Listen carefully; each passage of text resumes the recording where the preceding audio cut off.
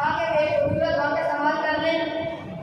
एक पुराना कब्रिस्तान था, उसमें जब लोगों ने कब्र खोदना चाहिए तो उसमें से एक मैयत बरामद हुई।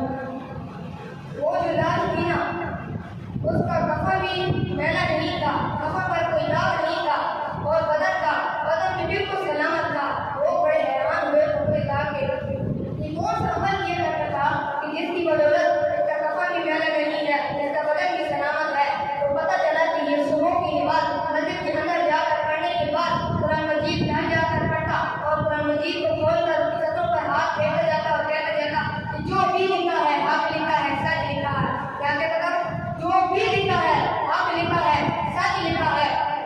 तो यार मेरे सोचो कि आप वो जब ये करता था तो उसका ये फजीलत है कि उसका कफन भी नहीं मैला था, उसका बदन भी सलामत था। तो सोचिए अगर मैं और आप कुरान मजीद को समझ कर ऊपर सही मानों के अंदर जिंदगी गुजार